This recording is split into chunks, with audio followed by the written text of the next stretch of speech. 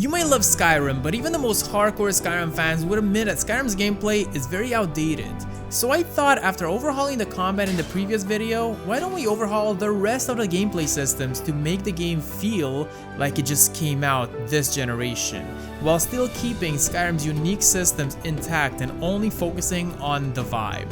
First off, even if I like to play the game in third person, first person is the main way that people play Skyrim, so let's overhaul that. We'll first start with improved camera, an incredible first person camera overhaul, making it actually feel like you're the player character, as you'll be able to see your feet, have natural head movements, and interact with pretty much everything in first person. And if you ask me, this is very similar gameplay to Kingdom Come Deliverance. And then for the first person combat, since I always seem to leave out the first person combat, I would combine comprehensive first person animation overhaul as well as modern first person animation overhaul, which are two really good first person animation mods that are nicely customizable and combinable through the faux mods. With these two mods, you would swing your weapons in a more natural way and reminds me a little bit of Avowed.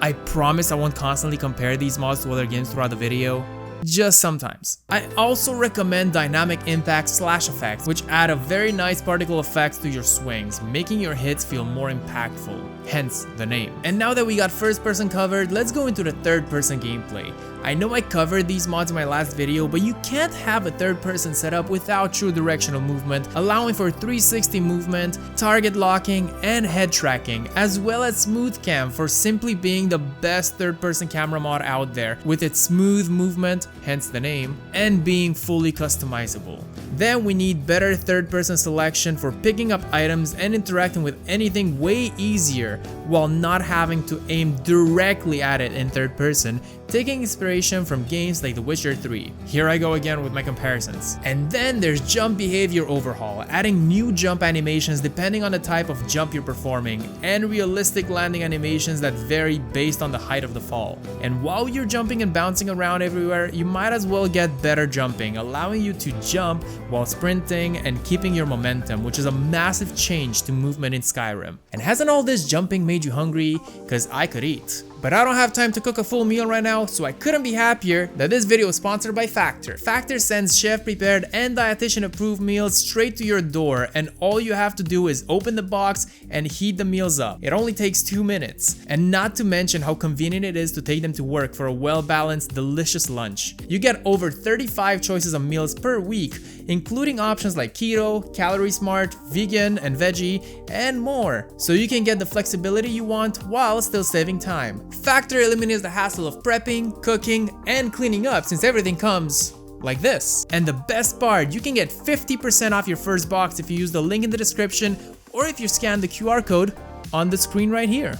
A big thank you to Factor for sponsoring this video, and a thank you to you guys for using the link below, since it helps out the channel a lot. Now let's introduce some extra movement mechanics, starting with Dialogue Movement Enabler, allowing your character to move around while they're in dialogue. I have no idea why the game locks you in place when talking, it's so annoying. Then you got Switch Camera during dialogue, making you able to switch from first to third person and back by pressing F when you're in a conversation. Super simple mod, you'll thank me later. Then we have Dynamic Collision Adjustment, making the collision boxes realistic so you can sneak or swim under objects realistically. It also fixes some scaling issues where big creatures had incorrect collisions, making archery gameplay more fair. Then we have Immersive Interactions, one of my favorite mods of all time, introducing animations for many things your character can do, such as giving items to NPCs, opening doors, solving puzzles, and so much more. And to add to that, there's the newest Animated Interactions SKSC, adding even more animations, but more realistically as you interact with objects. For example, if you're picking something up, that item will appear in your hands before you put it away.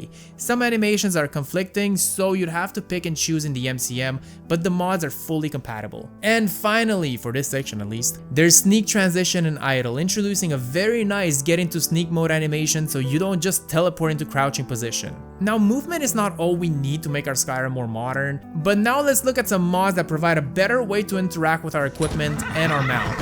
First, we got yet another must-have of mine, immersive equipment displays, allowing you to have multiple sets of weapons on your character, not only making you feel like a badass with all this cool-ass gear, but it's also realistic, since where would you put your bow if it wasn't sheathed on your back?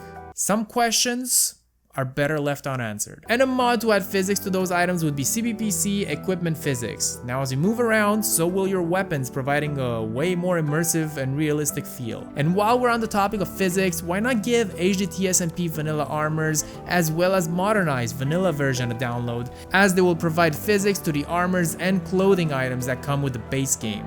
And you should also look out for armor mods that support physics, since it feels so good when you move around.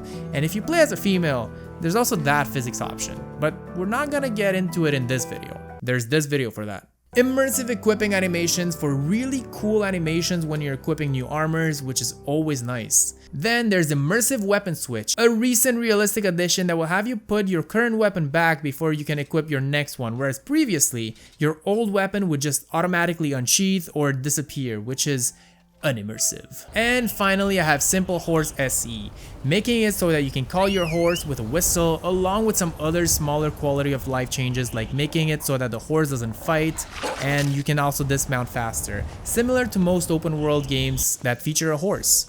Great.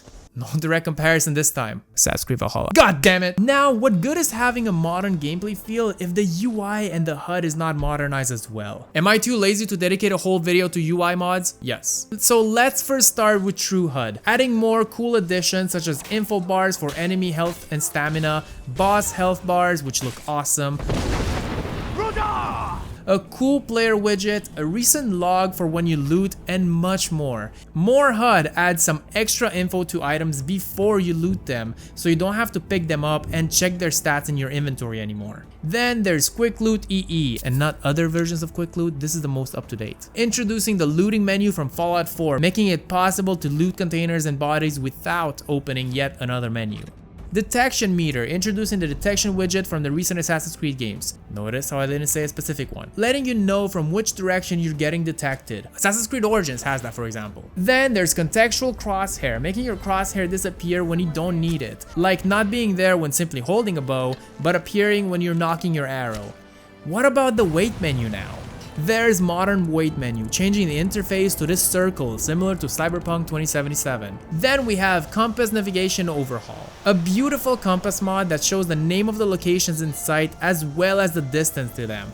And one of my favorite things about this mod is the quest list widget, showing you the nearby quest objectives so you spend even less time in menus. Tween menu overhaul is also a cool recent mod, changing the tab menu to two possible options, the original one, or my personal pick, the alternative, making the whole interface feel brand new and fresh. Takes a little getting used to, but I like it a lot more. Quest journal overhaul, which is yet another amazing pick, making the quest journal also feel fresh, with quest dividers and a separate menu for miscellaneous quests. Show player in menus, making it so that the camera moves to see your player as you're navigating the inventory, and now you can see the gear you have equipped as you're putting it on. And let's top it all up with Nordic UI, which is why all my menus look so, well, Nordic. When installing it, you just gotta make sure that you don't check the boxes for journal and menus so that you don't override quest journal and tween menu overhaul.